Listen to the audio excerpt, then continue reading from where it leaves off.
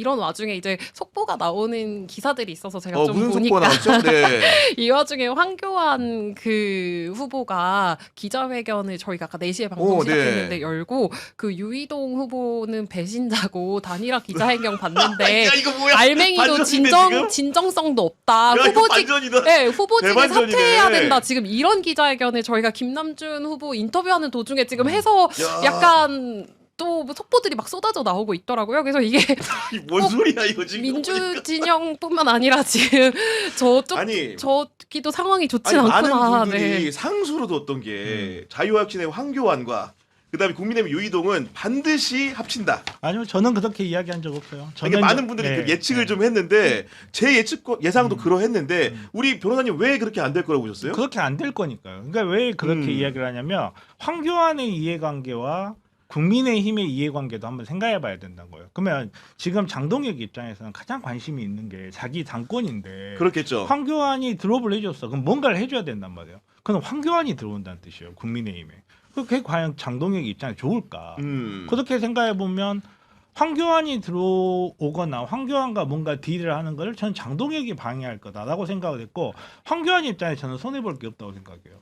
황교안은 출마 선언만 해놓고 자기 일정 부분 포션을 잡은 다음에 나중에 그렇죠. 뭐 네. 비용을 지불한 것도 아니고 자기의 따로 노력을 지불하지도 않았어요. 굉장히 지금 앉아가지고 자기 기세 영향력만 지금 보여줬거든요. 이거 자기 자산이에요. 근데 여기에서 이걸 드롭을 한다면 이거 자기를 포기하는 거예요. 그래서 저는 황교안은 그렇게 안 움직일 거다. 저는 그렇게 봐요. 야 지금 많은 분들이 또 일치된 이 의견에 대해서 굉장히 일치된 그 반응을 내놓고 계신데 많은 분들이 황교안 대박, 황교안 대박 지금 댓글창이 난리가 났어요. 저 일심동체의 마음으로 지금 대박이라고 하고 있는데 이 결렬이 그 범여권 후보들에 끼칠 영향은 좀 어떻게 될까요? 영향 별로 없고 저도 합당한다고 이렇게 단일화 안 할 거라고 했는데 네. 단일화해서 이기는 게 나와야 하는 거거든요.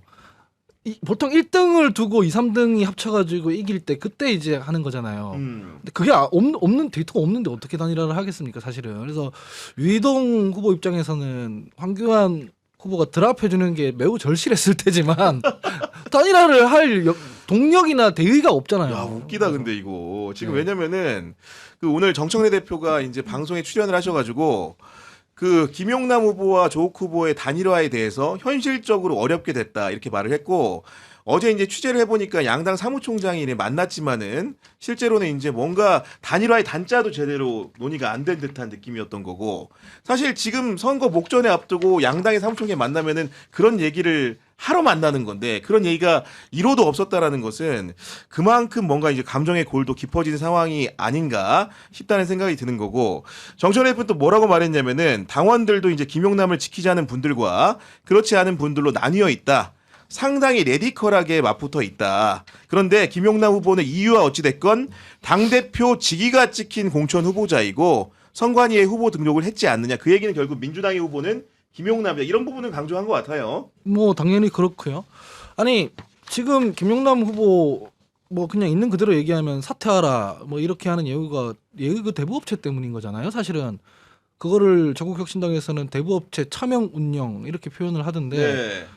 제가 뜯어봤을 때는 차명 운영이라고 말하기는 어려울 것 같아요. 본인 실명으로 주식 가지고 우리 영농법인을 갖고 있는 거고 또 왔는데 그게 어떻게 차명인가 하는 생각이 들고 하나는 또 김용남 후보의 그 해명에 의하면 대부업체를 가져온 게 아니라 영농법인을 가져온 거 아니에요. 동생이 어렵다고 하니까. 그리고 대부업체는 영농법인의 자회사로 딸려 있었던 거잖아요. 네. 그러면은 뭘 입증해야 되냐면 그 대부업체에서 난 수익을 보통 영농법인이 가져가겠죠. 배당받겠죠. 당연히 그렇겠죠. 그 수익에 대해 김용남 후보가 뭔가 이권을 취했다는 걸 가져와야 해요. 그래야 평가가 가능합니다. 물증을 가져와야지 평가가 가능하다. 그게 없는 상황이잖아요. 그러면 정무적으로나 법률적으로나 지금 당장 예단할 수가 없잖아요. 하나밖에 안 남는 거 아닙니까? 정치인이 대부업체 운영하는 게 말이 되냐? 이 이미지만 가지고 하는 거 아닙니까? 그게 저는 타당하다고 생각하지 않습니다. 그게. 우선은 이 이야기가 나온 거는 누가 의혹을 제기한 게 아니에요. 본인 목소리예요. 지금 말씀하시다시피 이게 차명이냐라고 이야기를 하시는데 본인이 본인 목소리로 사실상 내가 운영하는 거고 이익은 내가 먹는 언론 거니까라고 보도를 통해 이야기를 나왔다. 예. 네. 그게 본인 목소리도 나왔고 거기에 대해서 제가 아는 범위 내에서는 제가 모르는 게 있을 수 있는데 법적인 문제는 없다라고 답변이 나왔어요. 법적 문제는 그렇죠. 없다. 그렇다면 이 녹음 파일이 가짜라든지 이런 건 아니란 뜻이에요. 그리고 그 다음에 나온 이야기가 돈 1,000만 원 이하 현금으로 뽑는 건 문제 없으니까 나한테 줘. 이게 나왔고 제가 봤을 때는 법조인 입장에서 굉장히 치명적일 수 있다고 느꼈던 거는 우리 아버지도 취업시켰고 내가 취업 여러 명 시켰어. 이 말은 무슨 말이냐면 이 법인에 대한 영업권을 상당 부분 본인이 갖고 있었다는 거예요. 법원에서 차명이라는 걸 볼 때 어떻게 보느냐. 수익을 누가 취했는지를 보고 그리고 운영을 함에 있어서 영향력을 얼마나 행사했는지 보는데 그 운영 영향력을 가장 중요하게 보는 게 인사예요. 그러니까 이 말이 어떤 맥락에서 나왔는지 어떤 부분에 이 부분은 평가해 볼 필요 있어요. 따져봐야 됩니다. 그거는. 이것만 네. 가지고 알 수는 차명거래 없어요, 정확하게. 했으니까 예. 대부업법 위반으로 이거는 형사처벌이다 이렇게 단언할 수는 없어요. 단언할 수 없는데 우리가 의혹을 갖게 된 것 이 부분은 분명히 본인 목소리예요. 본인 목소리고 본인이 한 이야기예요. 말씀하셨던 것처럼 뭐 통장을 이렇게 공개를 하신 걸로 알고 있어요. 통장을 공개하면서 나는 1원도 받지 않았다. 저는 솔직히 그거 보면서 윤석열이 통장 공개하면서 나 김건희 저기 이득 못 봤어요. 저는 그거 보는 것 같아요. 솔직히 그냥 이건 제가 솔직히 이야기할게요. 왜냐하면 그 표현이 지금 윤석열로 가잖아요. 아니 그 앞에 이야기를 했던 게 그 현금 뽑아서 나한테 주면 돼. 이렇게 이야기를 했거든요. 그러면 이 현금이 어떻게 움직였느냐. 이 부분을 봐야 되는 거거든요. 이 부분을 봐야 되는데 그런 부분에 대한 거 없이 저는 우선은 전 100% 이해합니다. 어떤 부분을 이해를 하냐면 소명 자료를 봤더니 특별한 문제가 없다. 저는 이 단계에서 민주당이 김용남 너 후보 사퇴해라. 이 단계까지 못 간다고 저는 봐요. 당연히 못 간다고 그렇겠죠, 지금 보는데 상황에서는. 네.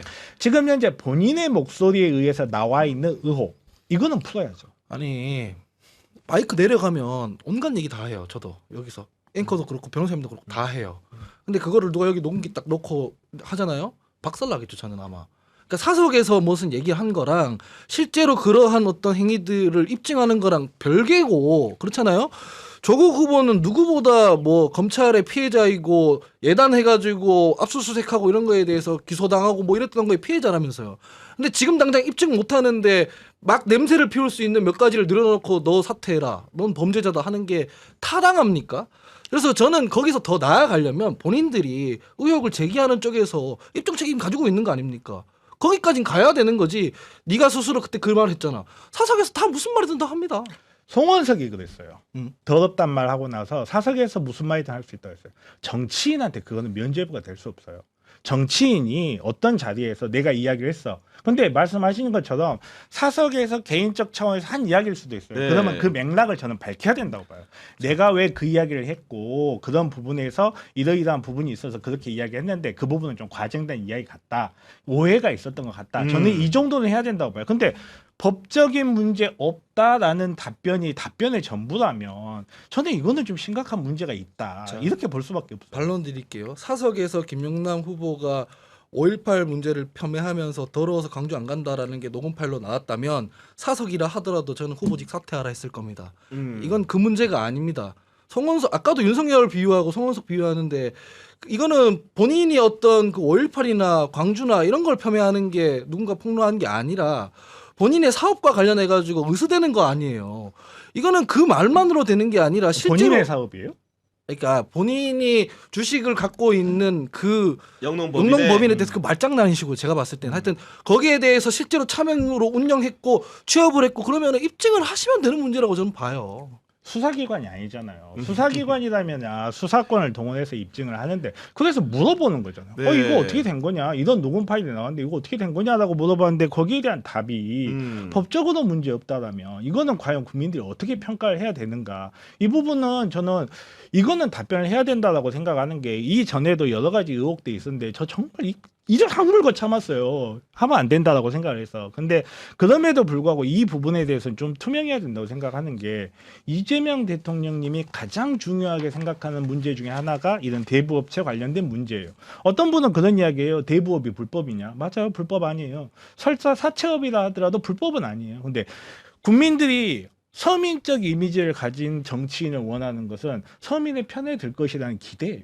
그 사람이 우리가 권력을 이 사람한테 이양했을 때 그 권력을 우리를 위해서 쓸지 아닐지에 대한 판단인 거예요. 근데 이 사람이 대부업을 하고 있어. 나 대부업 합법적이야라고 하는데 그 사람한테 권력을 이양해야 되는 국민의 입장에서는 저 사람이 과연 누구를 위해서 행위를 해야 될까 이 부분을 판단을 해야 되는 거예요. 그리고 좀 더 민감한 문제가 뭐가 있냐면 만약에 대부업을 차명으로 운영을 하고 있었다. 이건 그냥 가정이에요. 가정. 예. 예. 만약에 했었다면 그러면 정치인 국회의원 후보 했을 때 재산 신고는 제대로 돼 있는가 이 부분부터 사실 문제가 될 수 있는 부분이거든요. 이거 저는 제가 봤을 때 굉장히 민감한 문제고 이거는 질문을 받았으면 저는 답변할 의무가 후보한테는 있다고 생각해요. 말씀하셨다시피 이거 입증을 해야 된다라고 이야기를 하실 수도 있는데 거기에 대한 판단을 국민이 할 거라 봐요. 입증해야 된다. 입증을 하다 누가 입증할 것인가? 여기 수사기관 아니에요. 너가 질문하기 전에 답을 가져와 이렇게 할 수 있는 부분이 아니라고 생각해요. 정치인의 정치 이야기입니다. 이거. 저도 반론을 드리자면 만약에 상대 후보자가 아주 풍행방정하게 살아왔고 제대로 된 분이라면 정말 수용할 수 있을 것 같아요. 그래 뭐 정치인이 아무리 급했다고 가족 문제가 있다고 하더라도 대부분 좀 이미지가 안 좋았겠네 이렇게 할 수 있다고 생각해요. 그런데 그 기준으로 봤을 때 선거라는 건 상대평가잖아요. 조국 후보가 그런 말을 남한테 할 자격이 돼요. 서민적인 이미지요?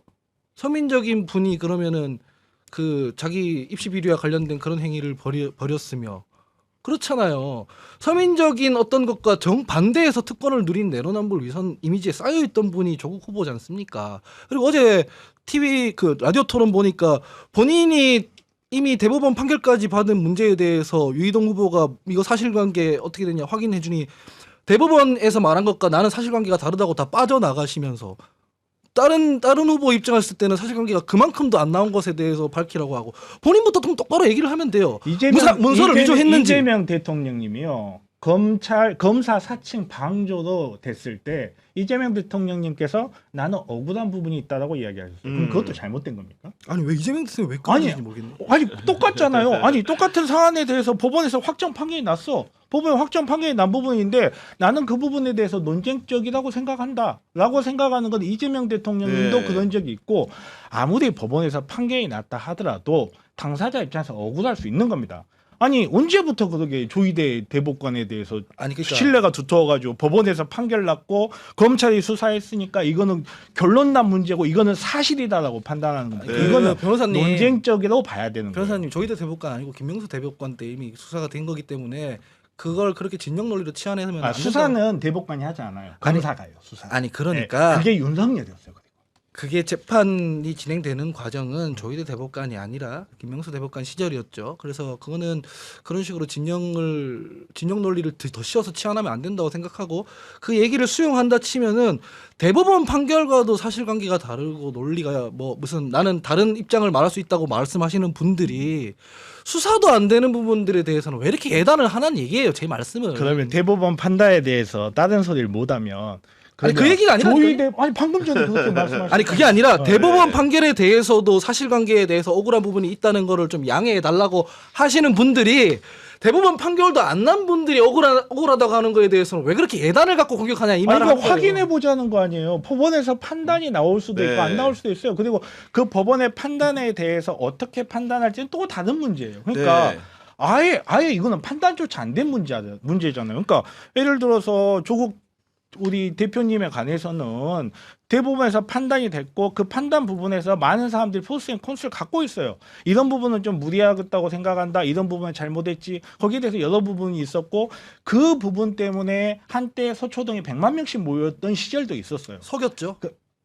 지지자들을. 저는 그거는 너무한 말씀이라고 봐요. 네, 이제 이거는 거기까지 좀 나가면은 이거는 좀 이제 선을 그 넘은 이제 말씀이라고 거기까지 보고 나가면은 더 이제 논쟁이 복잡 단단해지기 때문에 좀 정리를 좀 그렇게까지 하면은, 말씀하시는 건 지금 저는 정말로 방송 보시면 많은 분들이 글을 남겨주셨는데 123354님, 한라사님, 모르는 게 산책님, 골드메로님, 신데렐라님, 불꽃승부님, 훈이잼빠님, 7712님, 푸르딩딩님, 코코님, 빡친 강아지님, 포켓몬스터님, 송버드님, 김동훈님, 도로시님 정말 많은 분들이 이제 뭐 이렇게 김용남 후보에 응원을 보내주시면서 이렇게 슈퍼챗 보내주셨는데 너무나 감사드린다는 말씀드리고 그 이외에도 정말로 많은 분들이 좀 소개를 좀 해드려야 됩니다. KHK님 같은 경우에는 개항을 주민입니다. 김남준을 연달아 국회로 보내고야 말겠습니다 하면서 슈퍼챗 보내주셨고요. 뒤집힌 마우스님은 어제 후보 토론회 보다가 조국 후보에게 실망했습니다. 이렇게 말씀해 주셨고 성종성님은 정치비상구 응원합니다. 민주당 30년 지지자로서 저 또한 뉴 이재명이 되었네요. 결론은 조국혁신당은 앞으로 지지할 일이 없습니다. 이렇게 좀 말씀 주신 거고 포켓몬스터님은 뭐 하은기님 잘한다. 구교영은 오늘 곰돌이푸 닮았어요 해주셨고 부산 민아이님은 꼭 다 읽어달라고 하셨는데 구교영 기자님 이번 지방선거를 보면서 무지막지하게 상대방 후보에 대한 마타도어를 보면서 환멸을 느낍니다. 이재명 정부의 성공을 외치면서도 침묵질을 하다니요. 이재명 대통령은 우리 국민들이 지켜드릴 겁니다. 이런 말씀 주셨다는 얘기 전하면서 오늘 방송을 좀 마무리해야 되는데 모르겠습니다. 오늘 황교안 후보가 이제 단일화 안 할 것처럼 했기 때문에 아마도 남은 기간 더 치열한 그 선거전이 되지 않을까 싶은데 어쨌든 간에 각자 후보들이 다 입후보한 거기 때문에 경쟁은 경쟁대로 해야 된다고 봅니다. 지금 당연하죠. 수준에서 그 진보 진영이 단일화할 가능성은 거의 제로에 수렴하기 때문에 결국 남은 그 기간 동안에 그 평택을 둘러싼 여러 가지 논쟁들 같은 것들이 유권자들의 선택 기준이 될 것이고 지금 이미 두 번의 토론회가 있었고 많은 분들이 심중에 그 뽑을 후보를 정했다고 판단을 하기 때문에 다만 이제 그 선거 이후에 여러 가지 일들을 또 이렇게 수습하고 봉합하는 과정에서 좀 우려되는 분들이 많다 보니까 지지자 여러분들 같은 경우에도 걱정을 좀 하시는 것 같긴 합니다. 네. 마무리만 제가 아까 전에 했던 말들 드리면 김용남 후보자 저희 당에서 공천했더라도 대부업 관련된 어떤 가족관계 뭐 취업했다는 얘기나 고리대 뭐 이런 얘기나 배당 여부나 이런 것들은 후보 스스로 밝혀야 된다고 저도 생각을 합니다.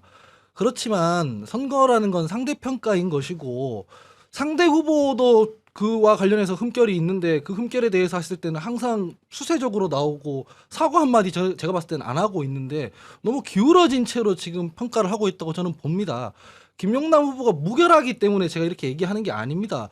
어차피 유권자분들이 판단을 해야 되시는 문제인데 판단을 해야 되는 것이고 김용남 후보가 차후에 이걸 밝히다 하더라도 한정되어 있는 정보를 놓고 여러분들이 너무 예단해서 평가하기보다는 그런 것까지 다 포괄해서 합리적으로 판단해 주셨으면 감사하겠습니다. 네, 알겠습니다.